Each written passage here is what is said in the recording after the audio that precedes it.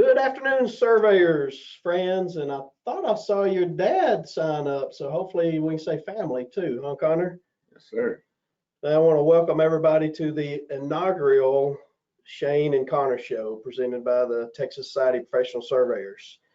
I know there's a lot of people still signing on and getting on, so we'll kind of give them a little bit of time to get in there, but I think we got a great show planned today. And got a couple of really good guests. A little bit shortly, we'll have Gina O'Hare with Anco Insurance. She's one of our, I just went blank. Sustaining members. There we go. One of our sustaining members. And we also have with us later on in the show, Dr. Lance Kinney with the TVP ELS. I don't know about you, Connor. I've been having a hard time getting that E in there all the time. Definitely. Well, we have a lot of good topics we're going to talk about today. I know a few things we're not going to talk about, Connor, is one is politics. No, sir. We ain't going to talk about politics. We ain't going to talk about this COVID stuff. I ain't going to talk about that. We might mention the murder hornets, but we'll do that a little bit later on. All right. So, as the show says, Shane and Connor Show. I'm Shane Neely. Next to me is Connor Brown. I'll get a little bit of our introductions going there while you're taking a look at those. I just kind of want everybody to know that we have a large group with us here today.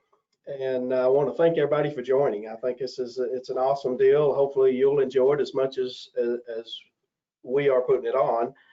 But I wanted to let everybody know that we just got an hour, so it's going to be difficult to have open mic questions. So we're going to keep all the attendees on mute, and you won't be able to ask questions over the mic. However, you can still interact with Connor and I by using the question chat function in the GoToWebinar bar, which should be on your screen or on to the right of your screen there. So you can interact with us there. But also, we think we have a full hour show, so if we don't get around to it, please forgive us. We will do our best to get around some of the questions there. So, oh, went too far, Connor. So, Connor, let everybody know how we come up with this idea and what some of our goals are. Well, again, I want to welcome everybody to the show. I see that several of y'all are already making comments, so we appreciate that. I want to direct you to like our Facebook page, make comments there, give us ideas, give us feedback. You'll never know what we might use in a future show, and we want to welcome those in the Gulf Coast area. Want to hope that y'all stay safe through Laura, and appreciate y'all joining today while you're making those preparations. So the way the show came about is, as most of y'all know, Shane and I do some ethics programs, ethics classes that are online through the TSPS website. And one day out of the blue, he sent me a text and he said, well, why don't we do an ethics hour webinar? Yeah. And I kind of thought about that a little bit, and I said, man, I don't know if I want to watch that or not. That didn't say, it wasn't my best idea, Connor. All right, I'm sorry. So there are some other podcasts by other surveying groups around the country, around the world, actually. And so I came up with an idea to toss it back to Shane about let's bring in some experts, some guests. Let's make it fun. You know, in the future, this might be something that you could earn CEUs from, but right now we just want it to be fun. We want to interact with surveyors around Texas, around the United States, maybe even around the world. It's free, and we just want to have fun with it. Yeah, and I think hopefully, and so you'll have to let us know, folks out there watching. You know, right now we're planning on doing, what's our contract say, Connor? 4 shows? 4 shows. 1 a quarter, probably in the middle of the quarter. But you know, if it takes off and everybody likes it, you know, we might do a few more. So we'll just see how it goes. All right, so you see our introductions up there, and most of you know who we are, but I'll let Connor introduce our trivia questions, since this was his idea there, and I think it was a good one. Well, I wanted to have a hat to show, because that's going to be one of our prizes, but I did bring the book, Connor. We did have the book. So the first person to submit the correct answer through the chat or question page will win a hat with our logo and this tree identification book. And as you can see on the screen, the trivia question: how many feet in a Spanish/Mexican pie? And we want the answer to 4 decimal places. And you know, Connor, I don't know, I may throw out something like a couple of hints. 1, don't look up Wikipedia. And then 2, I'm just going to mention Texas Bear. All right, there, I said it. And so be sure to take a picture of the screen, screenshot it, whatever you need to do, so that way you can work on that while we move ahead. So I'm going to leave it up there just a couple more seconds. How many feet in a Spanish Mexican pie? And you can send your answer through the question and answer pane. And so that's how you can send your answer, and we'll give the winner at the end of the show. All right, moving forward. So one of the segments that we wanted to do was survey news around the world. And this is interesting topics dealing with surveying. And some of y'all may have already seen this on social media, but this guy's name that's in the picture is Bob Vollmer, and he retires as Indiana's oldest state worker at 102 years old. Wow. Now, you know, Shane, I'm only 40, but I am already making plans for retirement, you know, and Yeah. I'm hoping that it's not 102 years old. Now, I love surveying. I don't know that I love it that much. And as most surveyors can relate, Mr. Vollmer, he spent his life on his feet. He first served in the Navy during World War II, and then he studied engineering. By the time he took up surveying for Indiana in the early 1960s, he was already 45 years old. Wow. And since then, he's largely dispensed with desk. He spends much of his time braving the mosquitoes to check on department properties in dozens of Indiana counties. And he's always on the go. He's always moving. He works all the time, nights and weekends. And he says in his interview that decent genes never hurt. He said his mother lived to the age of 108. And he says she wasn't the only person to make it to 100 on that side of his family.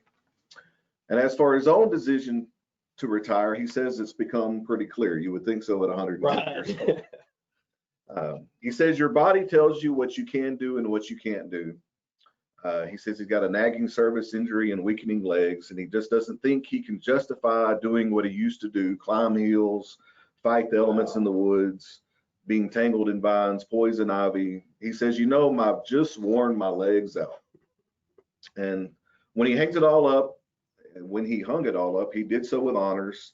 He won what's called the Sagamore of the Wabash, which is Indiana's highest civilian honor, selected by the governor. And this is for distinguished by his humanity in living, his loyalty in friendship, his wisdom in counsel, and his inspiration in leadership. You know, it's amazing. 102 years Wow. old. That's just unbelievable. You know, and you know, one thing I caught in this story was, and I like this, is he says, I try to be right with people. And he says he always kept a lesson that he received from his father. And that lesson was, if anybody does anything for you, helps you in any way, be sure and say thank you. And is that is that just from that generation? I just don't know if you see that nowadays, but if somebody does something for you, say thank you. So thank you, Bob, and appreciate your contributions to surveying, and I hope you enjoy retirement and many, many more years. And I hope I make it to 102. You know, I'm not 100% sure I want to live to 102. I can say that now. Maybe if I'm 101, I probably do want to make it to 102. All right, so let's bring on Gina O'Hare with Anco Insurance. Gina, are you out there on camera? I'm on camera, and I think I'm on audio. You are on audio. We can hear you. Good morning, ma'am. How are you doing today? Morning. I'm doing great. Very nice of y'all to have me on as your inaugural sustaining member guest. You're very welcome. And you know, it didn't hurt. We won't mention your husband too much, but it didn't hurt your husband's going to be the incoming president of TSPS either. But I might as well get something out of that. right, exactly. Yeah. Okay, so Gina, what we wanted this segment to be, just a short segment, and we want to bring on our sustaining members and maybe have another added value as something for our sustaining members there. So you can reach out and we can talk to some other people here. And so I got a question for you. You know, when I was doing my research, I noticed you had a really good website. And it's called insuranceforsurveyors.com. Is that correct? That's right. And it really looks like you have specialized in insurance for surveyors. And so how does that help you in dealing with your clients that you have now and potential clients that are in the surveying industry? Yeah, well, that's a very good question. And it helps. I'm probably the only insurance agent in, I would think, the United States that happens to own a surveying firm as well. And, you know, my husband likes to say that we have a boutique surveying firm. So, okay. So I really do understand the business. I mean, I was out in the field with him on Friday of last week, toting equipment across a creek and up a hill and through those briars that you were just talking about. You know, I have to do our audits, you know, so I have to do that paperwork, and I hate those audits, and I never appreciated enough the hassles involved. Yeah. You know, I know the equipment values. You know, I just I really understand your business because it is my business as well. Right, and that means a lot because we don't have to sit there and explain to you what some of this stuff is. You already know. Right. Have a good knowledge of it. Yeah. Yeah, it's all sitting in my garage. So how long, Gina, have you been a sustaining member of TSPS? Since 2001. Wow. Yeah, And, so I've got a 20-year anniversary coming up. well, congratulations. You must. Yeah. So how has being associated with TSPS benefited you personally and professionally? Well, I got a husband out of the deal. There you go. We didn't do that for everybody, did we? You know, my first convention was a Corpus Christi convention, and Tom and Sally Stout, I think a lot of y'all will remember them, Yeah. but they were my very first surveying clients. And, you know, the surveyors are just a great group of people. I mean, when I'm hiring new staff and I'm talking about who our clientele are, and I'll say, you know, over half of your business that you're going to handle are land surveyors, and they're just easy to deal with. They're great people. And it's really true. And afterwards, after somebody has worked with y'all for a year or so, they're always like, man, it's the truth. They're just really a pleasure to work with. And being the sustaining member and doing all the trade shows, I like doing that work. I like meeting up the customers because most of our work, you know, we're not in your offices. We're working with you by phone and on the internet. And so it's nice to do the trade shows and be able to put faces with the names that we've become friends with by dealing remotely.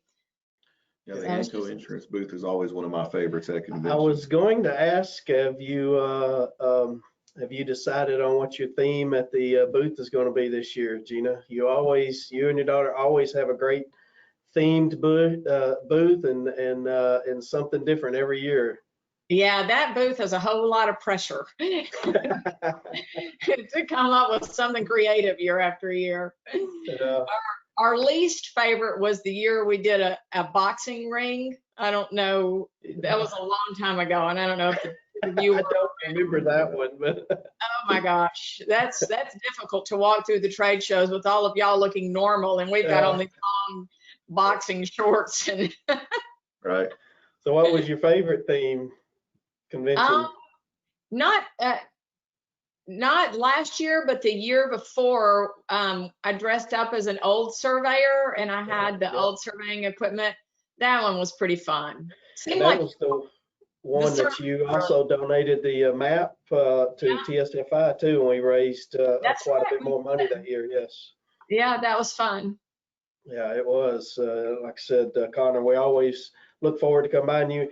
And now, since we got rid of the coffee cups, you have stepped up and have provided the coffee cups Yep. at convention.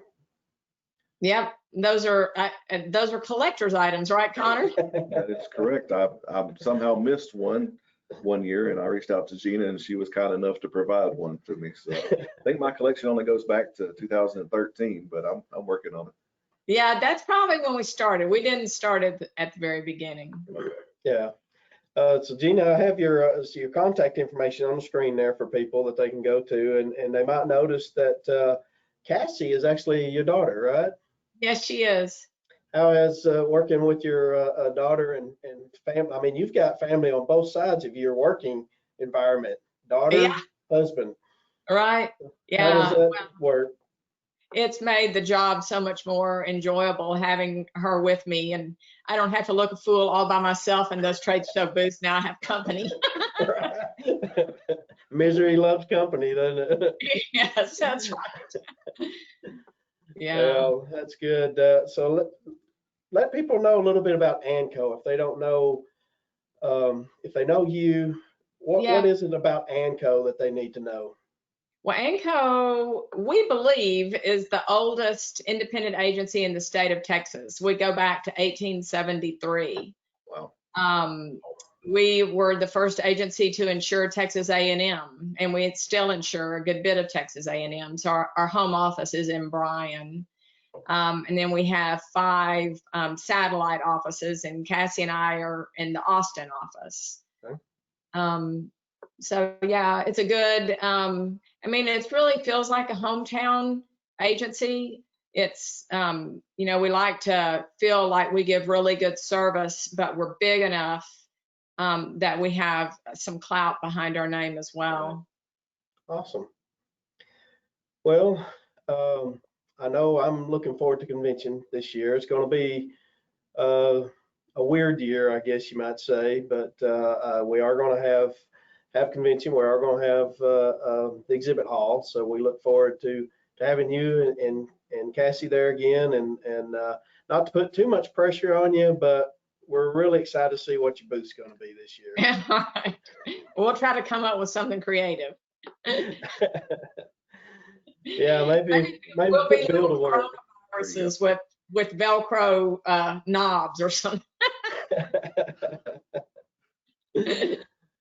Well, Gina, we want to thank you for being on today with us. I hope you enjoyed it, and I hope this will be something that as a sustaining member that you're pleased that we did there, and we'll let all the other sustaining members know that we hope to get around to everybody.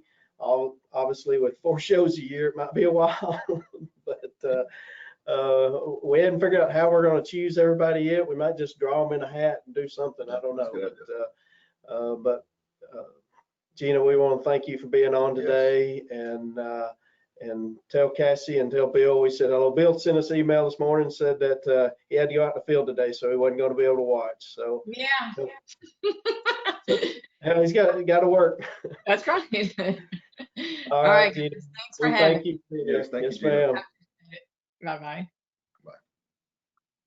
All right, so I want to just a real quick poll the audience that's out there.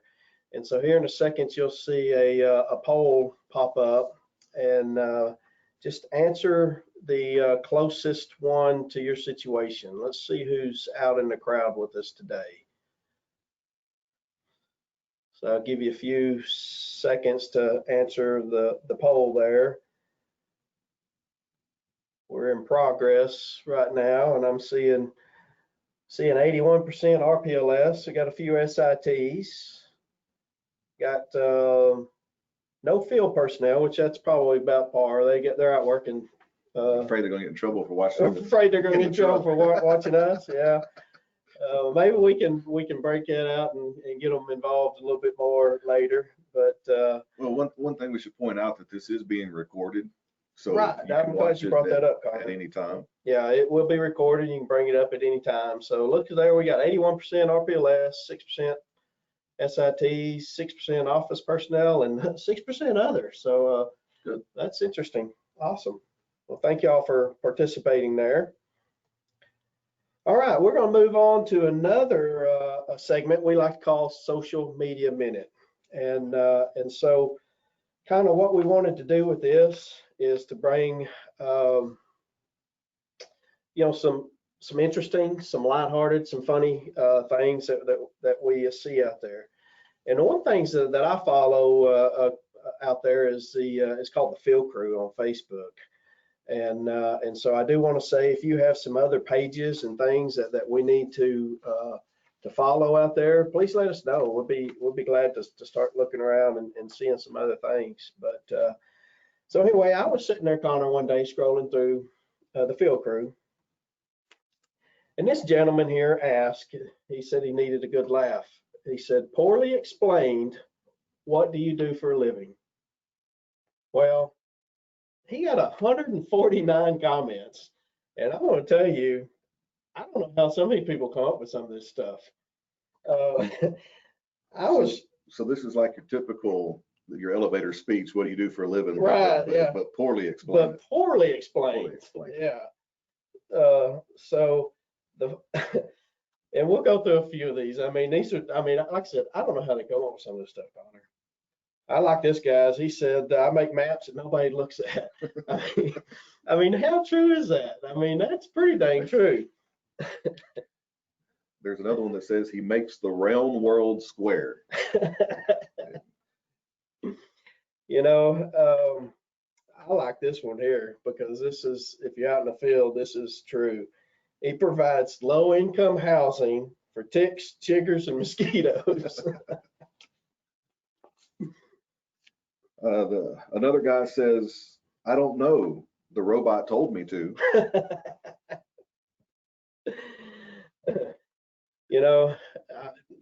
I mean, this stuff's just funny, man. It's just comedic gold right here. Right. One other guy said, he said, I just take the really expensive advanced equipment outside, hit buttons until it does sort of what I need it to do to somewhat good enough standards. Another one says, I do high mathematics for low wages. I really wished he would only use like maybe one low, It's that double low that gets that you. double low is the one that kind of worries me a little bit. And of course, we have some Star Wars fans out here. This one guy says, I'm basically a Jedi Knight. I use robots and lasers daily and manipulate the invisible force of GPS. There you go, invisible force. This one sums it up for me. In fact, I've got a picture at the office. It says, get blamed for everything. I didn't even see that one. That is good. If something goes wrong, there's the surveyors over there. It's their fault. I like this one. He calls himself a professional trespasser. I mean, how true is that? And before I get to the last one I had this one lady, she says, I drink coffee, I hate people, and I know things. That sounds like a lot of surveyors right there, probably. And the last one I had was, I try to figure out where dead people walked. Oh, dang. That's pretty rough. Well, you have to follow in the footsteps. The one I was going to follow up with was somebody posted a picture of the definition of a surveyor, which is, most everybody knows, it's someone who does precision guesswork based on unreliable data provided by those of questionable knowledge.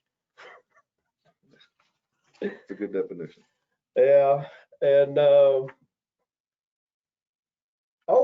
what about this one, Connor? I ran across this one on social media. Do you want to explain this one? Oh, well, that's just how to make your mask more effective. That's the explanation I got. I thought it was you signing that really tough survey. You know, you didn't want to actually see it. You just put your mask on and I try to avoid those, but sometimes you might have to hold your nose, but not mask your eyes. Oh, anyway, I thought I'd surprise you with that one, Connor. There you go. All right, I had one more, and we're gonna get through this one quite quick because we got about 5 minutes before we bring Lance Kenny on. But I found this one, Connor, out there, and I thought this was kind of interesting because this is in the category, the guy says, in the category of what do you call it? And so I was kind of stumped because he says when you're trimming out your lines out in the woods and keeping yourself on line, he says he cuts a thin sapling, knocks all the branches off of it, puts flagging on it, puts it on line. He's wanting to know what do you call that? I said, I've never really done that before. I've always carried enough laths with me to make it. So, so I started thinking, I said, well, that might be pretty interesting. What do you call that, Connor? Do you have a word for it without looking at what's the answers? Well, what we called it over in Deep East Texas was a scantling. I've never heard of that. That's not near as interesting as what some of these other people call it. No, it didn't. But one of them I liked was he called it the redneck state. Redneck state. Yeah. Another one called it the jungle flag. I had that one highlighted too, the jungle flag. Oh, there's one guy, and I'm guessing he's from Georgia because he calls it the Georgia range pole. This guy's probably from West Texas. He says, "You guys cut line?" Oh, dang. And one guy, I guess he's being pretty honest here. He said, we've always called him a greenie.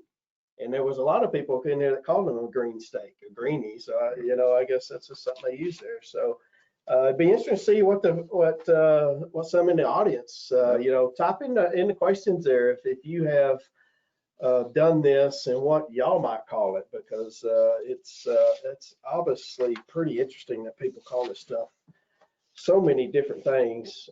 This one guy says it's stob is the true answer. So we'll leave it at that. And again, like I said, if you have any neat pages, survey related, anything that we need to follow, please let us know. Send us a question through the questionnaire. Follow us on Facebook. You can obviously email us through Facebook, probably the best way to get to us there.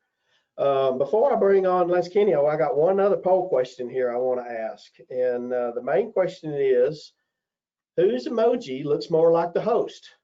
Is it mine? Is it Connor's? Or does neither one of us look like it? So let's see what y'all think out there. Give us any answers there. What do you think, Connor? What do you think about your emoji when you saw it? Well, I grew the goatee back out so it doesn't pin me. But while we're waiting on the answers, I would like to give kudos to Beth Adcock for putting these together. She did an awesome job. I told her if we mentioned her name today, I would give her producer cred. So we're going to give producer Beth cred for that. I will say we showed this off at our last TSPS board meeting. I don't want to talk about that. And the only comments I got back was, obviously, Beth, if y'all don't know, she's my main GIS lady, works with me, works for me. And so everybody was like, she was real, how do they put it, Connor? She made you a lot thinner than you actually are. And said, well, she couldn't go wrong the other way, So, all right, so here we go. Here's the answers. Look at there. Wow. Pretty evenly split, but you come out ahead. Evenly split. 37 me, 33 Connor, 30% said neither. I had one thing I told Beth before this show. I said what we should have done is made emojis for our guest and just see what they thought about them. So we'd had make Beth an emoji for Gina and one for Lance and see what they had there. So all right, so I'd like to welcome Dr. Lance Kinney to the show. Lance, are you out there with us in webinar land? There he is. I am here. How are you? I'm doing fine, sir. How about yourself? Oh, not too bad. Not too bad. How's the weather down there before y'all expected to get any of this rain from the storms, or y'all a little too far Maybe a little west? bit, but we're usually pretty far out of the range unless it heads straight up into the middle. If it turns, we're gonna maybe we just could use any rain. That'd be great, but Right. That ain't no lie. That's what we're hoping for. What I see a meme the other day, we got two converging hurricanes, and Texans are like, we gonna get any rain? That's all we care about is a little bit of rain. yeah, Lance, I want to thank you for being with us today. absolutely. I will say that the last board meeting y'all had into last week, Mhm. that was probably the first one that I've watched, and I will say I was very impressed. Y'all ran a tight ship, a very efficient ship during the show, during y'all's meeting, and I want to say kudos to that. I was very impressed with that, and your committee meetings also. I watched some of those. Well, thank you. It's a little complicated these days doing it all virtually, but as you see, everybody's been able to make that conversion. You guys are doing a great show today too, but yeah, it's a little complicated with board meetings and things, but everybody was able to pull it off. So it's the second one of those we've done that way. I was real impressed at how well it flowed being virtual like that. So that good props to that. I know we're short on time, so I want to dive right into the business that we're in here today. And so we'll get over some of the things that caught our attention during the show. I call it a show. It's a show because we always do the same kind of thing. It's you got to get all the schedules and everything arranged so it feels like the big show. It feels like a show, yeah. So one thing that caught my eye was y'all mentioned a reduction in surveyors' fees. So I think Yes. everybody will be excited about that. Can you tell us a little bit more about that? Yeah, we'll start with the good stuff. So keeping it short because I can go way long on anything, but essentially as we merged, we looked at all the different fees. There's a big fee sheet, as you know, for everything from renewals to applications to firms and things like that. And then we looked at how it compared to the engineer side as well as to our operations budget. And when we merged last year, our budgets actually had to stay the same according to the statute. We stay separate. But now we're going to be moving forward and being operating monetarily as one big agency. So we looked at those. How can we balance them, and what are our actual costs going to be since we're all under one roof now? And in looking at that, we are going to they voted to drop the renewal fees. We're going to do it in 2 stages. The idea here is let's drop it to a certain level, watch how it works with the budget, works with renewals and things like that, and then the next year we'll review it again as we go forward. And so right now the renewal fee was $174 last year, I believe is the number. And so we were able to bring it down to $100, and so that's what it'll be for this December. Awesome. We also dropped a couple other ones. We're going to put them all on the website because there's a whole bunch of fees for this and fees for that. So we're trying to bring them in line. Like the application fee for a professional engineer was $80. And so we're now going to make the application fee for RPLS and SIT the same kind of thing. So bringing some of those down. A couple went up just a hair, like the firm renewal went up, I think $5 or $7, something like that. So we were able to do a little bit of that. But for the most part, RPLSs will come down quite a bit. And we'll watch that for the year, see how the budget rides and things like that, and then we'll look at it again going forward. So I think that should be a real positive thing. Yes. We do our budgets once a year as opposed to the 2-year legislative version. Okay. We're something called SDSI, self-directed semi-independent. So we're in charge of our fees and funds, and so we have the ability to do that. So we'll monitor it, make recommendations to the board going forward. But Awesome. yeah, I think it's a good thing for everybody. Get it to where it needs to be. Awesome. Yes, sir. That sounds awesome. One thing that a lot of people have been asking about is the future of CEUs. If there's going to be more of I'm not sure how the engineers are in Texas. I know I'm also registered in New Mexico, and so we do 15 every year, like their engineers do, 30 every 2 years. And then another question: are we going to have to continue to get our CEU courses board approved before we give them? Right. So the first one is on the number. And when we started looking at the rule changes that I'll talk about here in a second, we did not change the number. So the number you have to get right now is going to continue at least through this year. We'll see how it goes. But I mean, I don't see any reason at the moment to raise them, and it has not been put forward as a rule change. So the engineers have to have 15, engineers renew once a year, surveyors renew once a year, and it'll remain, I believe, 12. So the same framework, everything, the same number of ethics hours you had to get before, same number of total hours you had to get before. So we left that all the same. You know, we may look at it in a different light going forward, but at the moment, there's no proposal to change it at all. Okay. The second question on pre-approvals, in Texas, on the engineer side, prior to the merger, we did not have pre-approvals for the engineers. And the deal there is a whole bunch of disciplines of engineering, lots of ways to get education. And for us to pre-approve everything on the engineering side was just going to be insanely complicated, very large undertaking. Yeah. In looking at the surveyor ones, we understand the process, and we've been registering them right now because the rules have not changed. And so currently, as the rules are, you still have to get things approved, and we're doing that through the board and things like that. However, with the rules that we are proposing right now, we would remove that requirement. That's the proposed rule. So these are out for comment, and people can provide their feedback and input. But some of the ideas there was, you know, to mirror processes, as well as the concept is that there's lots of opportunities to get good courses. And so to open it up a little bit, as well as there were some just practical things on trying to get in a course at the last minute. I mean, I know we're not talking about COVID, but in this case, someone trying to switch from a face-to-face event and having to move it from 3 weeks and having it come after a board meeting. So there was going to be all kinds of logistics issues. And this allows someone, if they have a really good event coming up in 3 weeks, the idea was you could just have it. Right. And it's looked upon as up to the responsibility of the surveyor or the participant to determine whether or not this was, you know, an awesome course or not. So that's the proposed rule as it stands. Okay, proposed rule that will go forth. So how long, so that'll, next step is going before the Texas Register, I guess, is that? They're in the register right now for comment. Okay. And when we get those back, we're going to look at, our next regular board meeting is scheduled for November.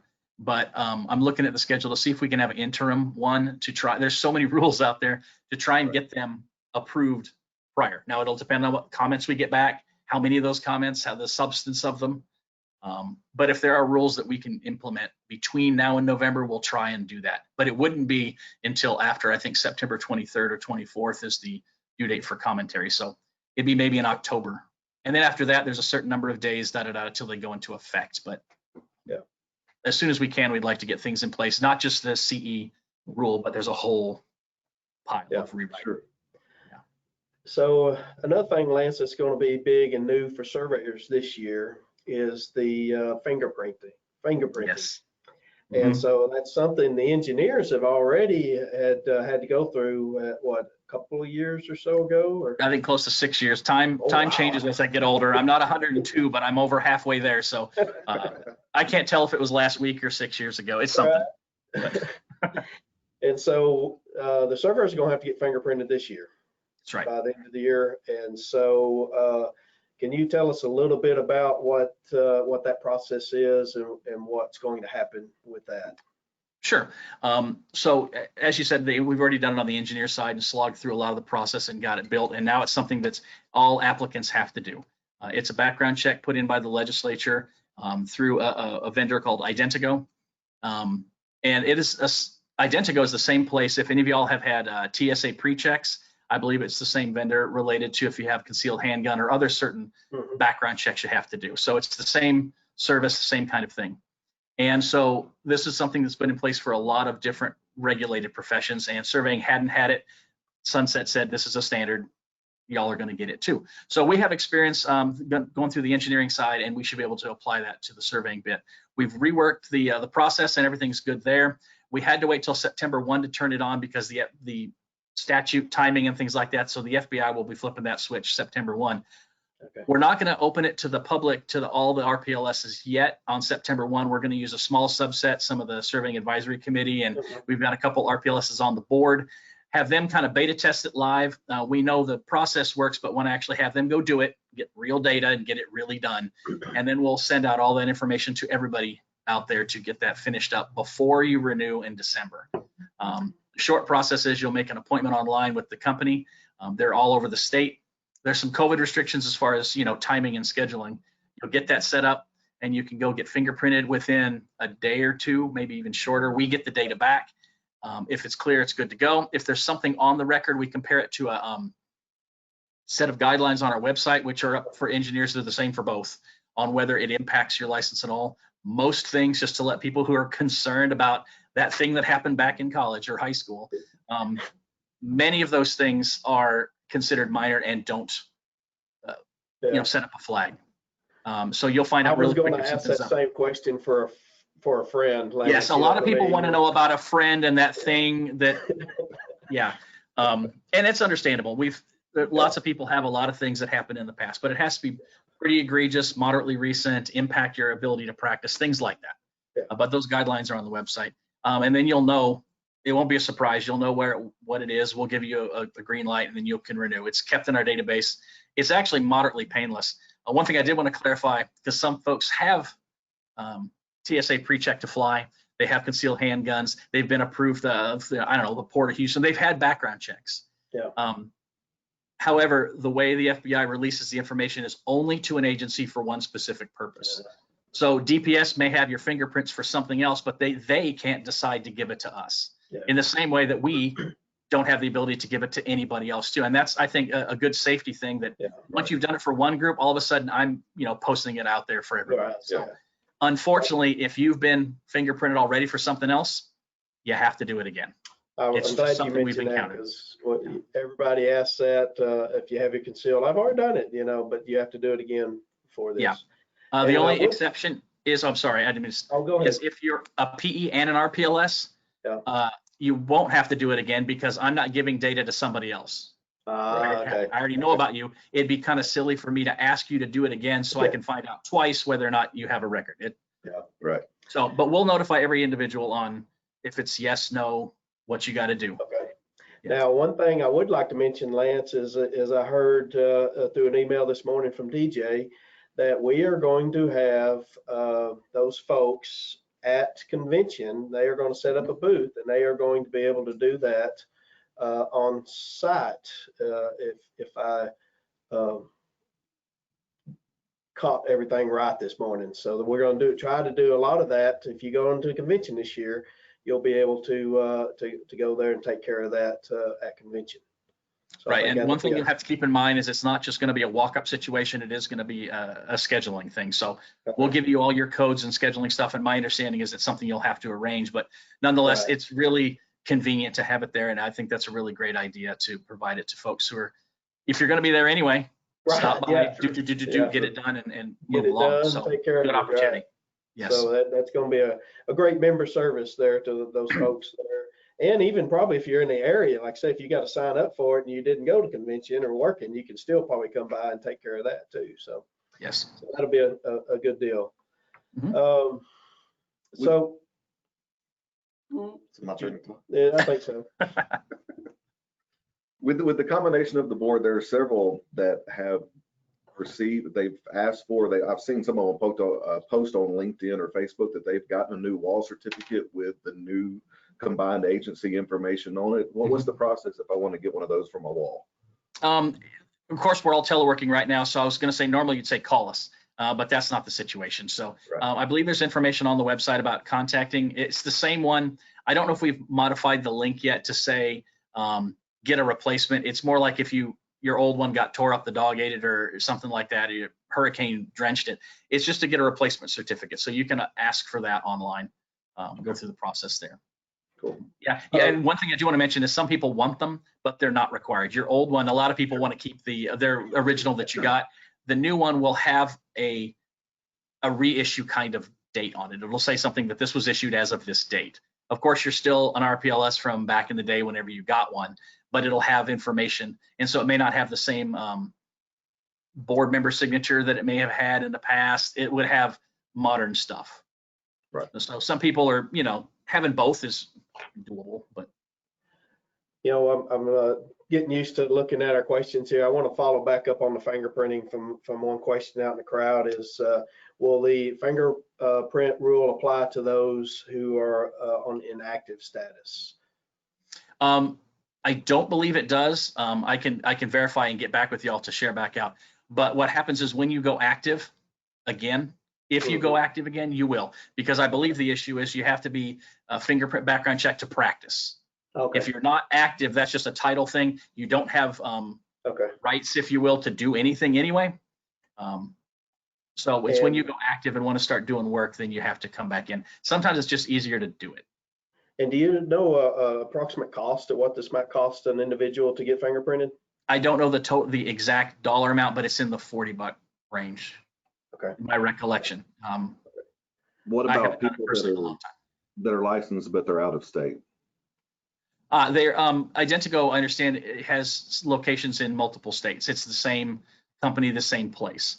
However, if you do in Texas or out of Texas, don't have the ability to get to one, you can't get an appointment, or it's a long way away, or whatever the deal is, there is an opportunity to contact us, and it'll be in our instruction page when we release it, by the way. Okay. You'll get a card. We'll send you a fingerprint card, classic, that you might see in the movies or something. Yeah. And then you can go to a local authority that has the ability to fingerprint, like your local PD, your local police department, or someone else. And then you would send it in. That is slower, obviously, because there's a physical thing. They scan it in, and some are digital. But actually, that's how we did it. We did some testing years ago for the engineer side, and my deputy did the digital version, and I went down to Austin Police Department and got fingerprinted, which was an interesting process in and of itself, a little spooky. But you can get that done if you can't get to an Identigo location. Yeah. And that's in-state and out-of-state. In fact, international too. We've had, for on the engineer side, guys in the Middle East working oil, and they weren't getting fingerprinted there, so they could go to an embassy or something and get ink, good old-fashioned ink fingerprints. And so, if I remember right, come August 31st, our old board, actually, I guess it's gone away anyway, but we will be active under one board August 31st moving forward. I know y'all have made it very seamless. How's it been on your end, Lance? Is it? Well, of course, there's a million things you think at the beginning, and you start peeling the onion, and there's more and more. We're down to essentially, we've been operating this way for over a year, and it's done. There's little things. We're working on the rules. As I mentioned, they're out there for comment now. We finally, the other day, turned in the keys and the badges to the office up at TCQ in North Austin. So that's completely, everything's moved. Everyone's here.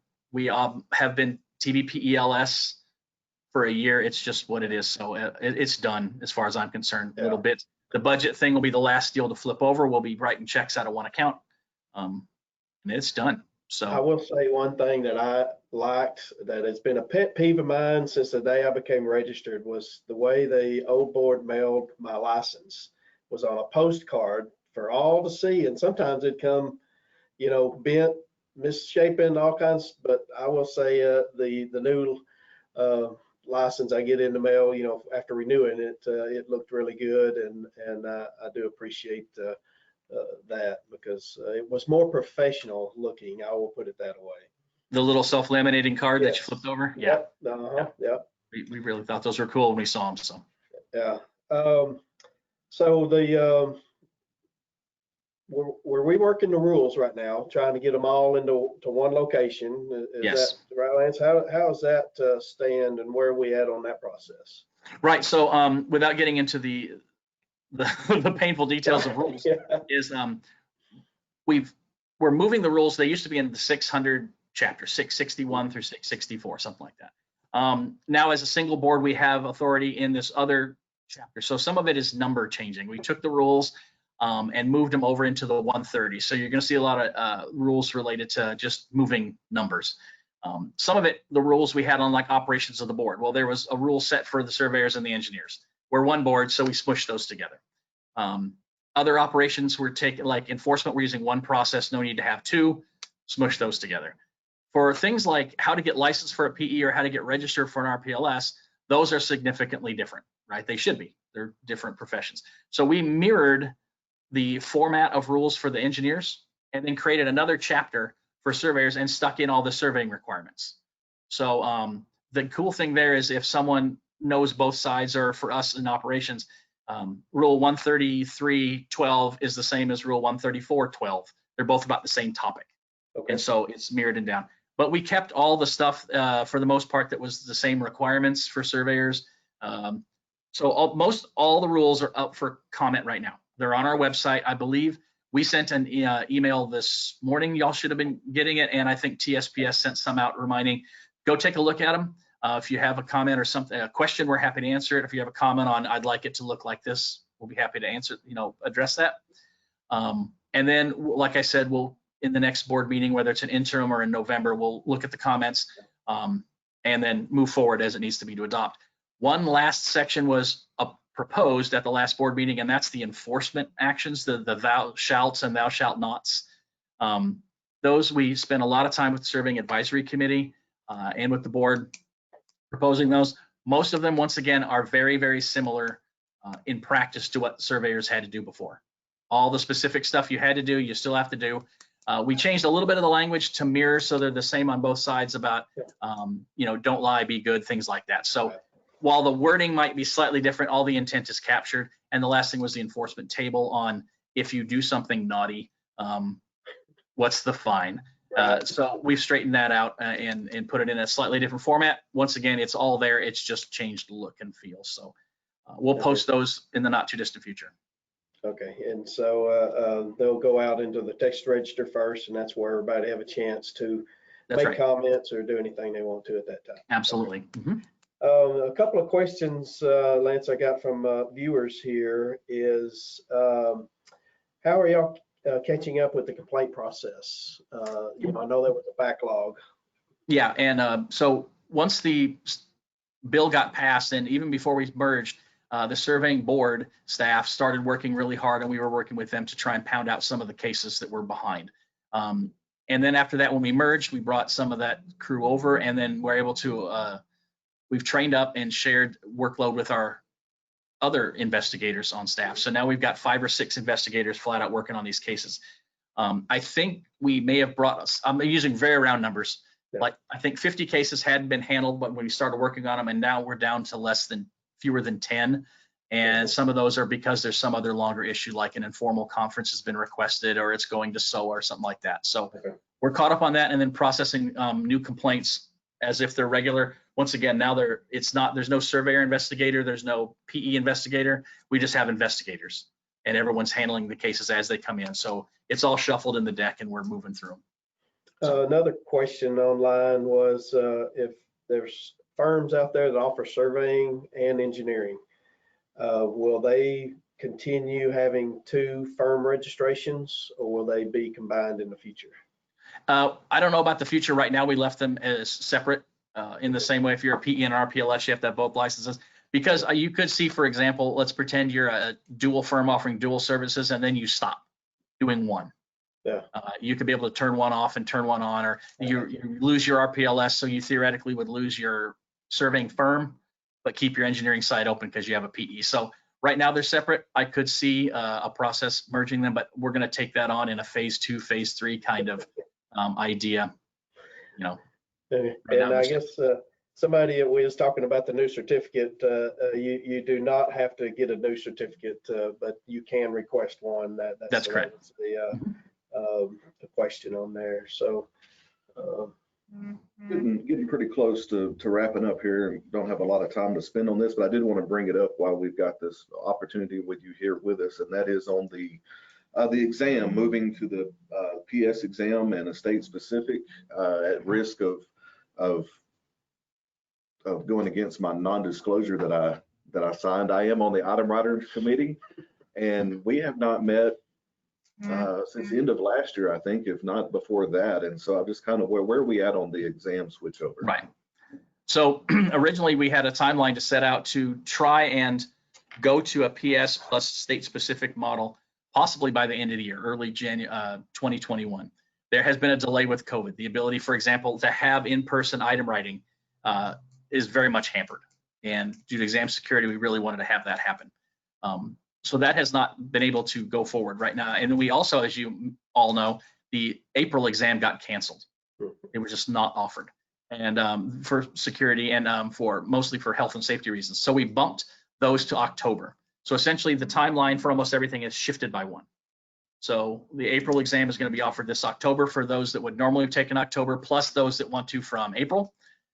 And it looks like, just due to the practical exam development, exam writing, and delivery, it looks most likely we're going to be also giving a paper and pencil in the current format in April. And then subsequent to that, go to the change. So that's where we are, with the timeline moved over by one exam, just due to every other thing that happened in the universe. But the exam is on the schedule for October 16th, is it? I believe that's the date. It's yeah. And so it's on schedule. It's on schedule. It's ready to go at the Norris Convention Center, so everybody can spread out. That's right. Normally they handle several hundred seats, and I think it's down to like 117 available. So lots of spacing, several rooms, lots of all the things that you hear from everybody else: temperature checks and masks and sanitization and distancing and everything we can. So if somebody has been approved, then they need to go ahead, and if they want to take that exam, they need to move forward with, I guess, the next step, sending in their fee and signing up for that exam. Is that correct? That's correct. That's correct. So if you're already approved, I believe the application deadline to get approved is already in. We're working the last couple people who needed to send this or that, and then you'll need to sign up, I think, by mid-September to confirm your slot. So reach out to us if you have questions, please. We want to make sure everybody has that opportunity if they want it. And Lance, I know this exam switchover for us is a little bit, sometimes it's contentious at times, going through the state-specific exam. And because, I think that a lot of us are worried that the PS exam from NCS and a state-specific may not quite be robust enough for minimum knowledge for Texas. Right. How do you see the state-specific exam working right now? Is it going to be, are y'all planning on just a 2-hour, 3, 4? What are y'all looking at right now, or do y'all know? Well, I'm going to have to, we don't exactly know where it's going to land, but the model we're basing it on would be currently, if you are an out-of-state licensee, you will take the PS exam because that's what every other state requires. And then you would come in and take the 4-hour reciprocal exam. And that is a current path to licensure. And this new version for Texas would look probably a lot like that. And so we're not necessarily just going to give the 4-hour reciprocal exam, but it would be a 4-hour state specific. It wouldn't regurgitate things that are covered in the PS exam, basic things that every surveyor in any state should know, but it would cover the stuff you have to know in Texas, whether it's law, rules, practice, measurements, systems, all that kind of stuff. We're currently going through something called a PACS process, which is a Professional Activities and Knowledge Survey, and we're gathering what items are Texas specific. And so I've gotten the first level of survey. We'll go through a second level of that. This is similar to what NCAAS or any large professional exam goes through. And we really want to identify stuff that needs to be on there and take off stuff that does not need to be on there. It's either redundant, it was neat, but not necessary. And so that's the model that we would look at for right now. If it turns out it can be done shorter, that would be great for everybody. But that's the current model that we're looking to do. It should cover every single thing that's needed for Texas. And y'all have been working with the Survey Advisory Committee and through all this process there. Mm-hmm. Okay. That's correct. I do have a question online that they're asking about the discussion of only needing one firm ID number, because if you have a branch office, each branch office has its own firm ID number. How do we, or how's that going to look? Well, right now, as I mentioned about the rules are as they stood before, because the rules have not changed yet. Right now, the proposal is to move toward your firm writ large is the registered firm. And each branch would not have to be its own firm per se, but you would need to report that branches exist, right? And that's something in our database we can do. So if you're all if it's the Austin office, but you got a San Antonio one, you'd let us know that San Antonio exists. So that's an important piece, but it wouldn't be a separate registration according to the rule proposal, and that you wouldn't need a separate RPLS for every single branch. It's an excellent practice. It's a good idea. It's the way to go. Yeah. But the proposed rules are similar to the engineer side as well as many other states, that the branch doesn't have to have one to get registered. Once again, it's a good idea. It's a good piece of practice, Yeah. but in some cases it can be done differently. So. All right, Lance, I want to thank you for being here with us today. Hopefully we have got out some good information, and I've really enjoyed our chat and talking to you today. Hopefully everybody out there on the crowd, I know we probably didn't get to a lot of questions out there. We apologize. It's new to us too, folks. So bear with Connor and I as we learn this webinar stuff and how to work all this. Hopefully we'll get better at interaction with the crowds and stuff. So let me ask you just one quick question, Lance. How would you have thought we had an idea about making each one of our guests their own emoji? I mean, how would you took looking at an emoji made by us? It'd be fine. It'd be great. Actually, I had one I could have shared because my kids used to make fun that I have pretty much a blockhead. So mine would just be a cube with a little goatee on it. And I already have a version of that. I'll send it if I'm on next time. Awesome. All right. Well, before we sign off today, we have a trivia question that was out there, Connor, and the answer that we were looking for actually came from, let me find my book here. I stumped Connor on this one too, but it come from a book that was called The Reasonover's Land Measure by J. Roy Reasonover. And in that book, there is a lot of good land measurements, just conversions and things like that. And so we PEA, is that how it's pronounced? Okay, well, you can tell we're East Texas. It was a pie to me. Maybe I was just wanting some pie. So anyway, how many feet in a Mexican PEA? So the conversion, actual conversion was there are 3 varas to 1 PEA, which so that's a third of a vara. If you use the Texas vara conversion, the answer is 0.9259 feet. And our answer today, winner is Marcus Madrid. And so congratulations, he was the first one to fire that back. And I tell you what, Marcus, probably the easiest thing to do is maybe email the TSPS office with your address, and we will make sure when we get our hats in, they're not in yet, but when they get in, we will make sure you get a hat and you get this Tree ID book. Thank you all for being here today. Lance already got off screen, but I want to thank Lance. I want to thank Gina. I want to thank everybody online today. Hope y'all enjoyed it. I know I did. I hope y'all enjoyed as much as we did. Send your feedback. Send your feedback. As soon as we close out today, there will be an opportunity to tell us you loved us, you hated us, you do something different, get these guys off the screen, get these guys, whatever it may be, just tell us. Make sure you review the rule changes and make comments if you don't like what they're doing. Yep, participate. And anyway, want to tell everybody have a great day, and thanks for tuning in. So we'll see you next time. Thanks, everybody. Bye-bye. Of course, this is that awkward part, Connor. I don't know how to leave this thing.